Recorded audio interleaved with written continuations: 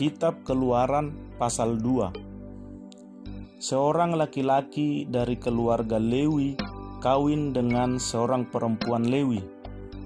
Lalu mengandunglah ia dan melahirkan seorang anak laki-laki.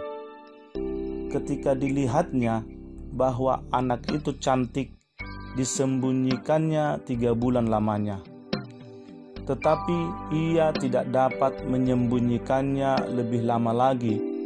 Sebab itu diambilnya sebuah peti pandan, dipakalnya dengan gala-gala dan ter, diletakkannya bayi itu di dalamnya, dan ditaruhnya peti itu di tengah-tengah teberau di tepi sungai Nil. Kakaknya perempuan berdiri di tempat yang agak jauh untuk melihat apakah yang akan terjadi dengan dia. Maka datanglah putri Firaun untuk mandi di sungai Nil, sedang dayang-dayangnya berjalan-jalan di tepi sungai Nil. Lalu terlihatlah olehnya peti yang di tengah-tengah teberau itu. Maka disuruhnya hambanya perempuan untuk mengambilnya.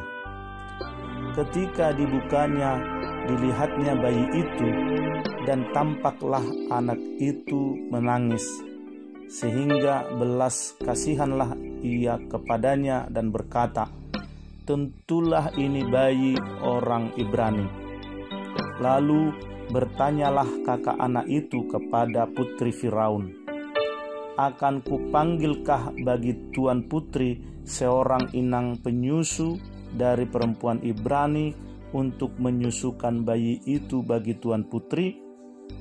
Sahut putri Firaun kepadanya, "Baiklah." Lalu pergilah gadis itu memanggil ibu bayi itu. Maka berkatalah putri Firaun kepada ibu itu, "Bawalah bayi ini dan susukanlah dia bagiku, maka aku akan memberi upah kepadamu."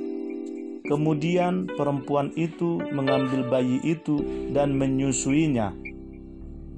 Ketika anak itu telah besar, dibawanyalah kepada putri Firaun yang mengangkatnya menjadi anaknya dan menamainya Musa, sebab katanya, "Karena aku telah menariknya dari air."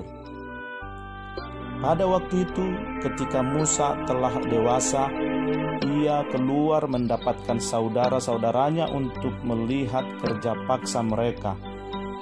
Lalu dilihatnyalah seorang Mesir memukul seorang Ibrani, seorang dari saudara-saudaranya itu.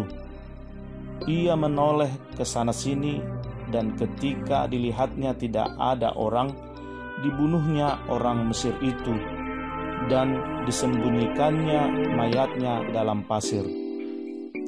Ketika keesokan harinya ia keluar lagi, didapatinya 2 orang Ibrani tengah berkelahi. Ia bertanya kepada yang bersalah itu, "Mengapa engkau pukul temanmu?" Tetapi jawabnya, "Siapakah yang mengangkat engkau menjadi pemimpin dan hakim atas kami? Apakah engkau bermaksud membunuh aku sama seperti engkau telah membunuh orang Mesir itu?" Musa menjadi takut dan pikirnya, tentulah perkara itu telah ketahuan.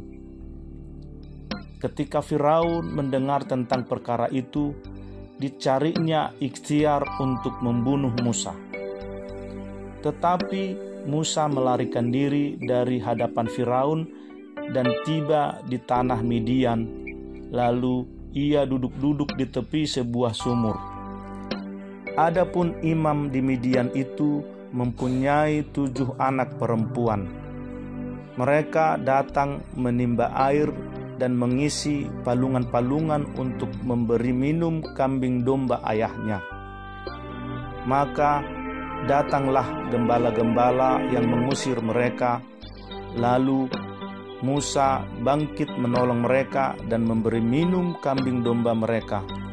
Ketika mereka sampai kepada Rehuel, ayah mereka, berkatalah ia, "Mengapa selekas itu kamu pulang hari ini?"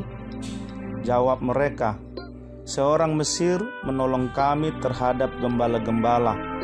Bahkan ia menimba air banyak-banyak untuk kami dan memberi minum kambing domba."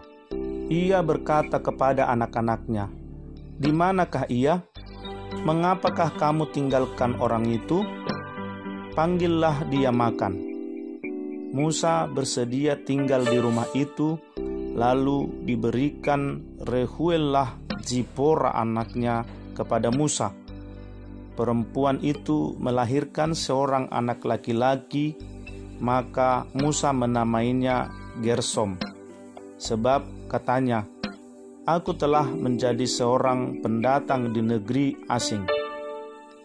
Lama sesudah itu matilah Raja Mesir, tetapi orang Israel masih mengeluh karena perbudakan, dan mereka berseru-seru sehingga teriak mereka minta tolong karena perbudakan itu sampai kepada Allah.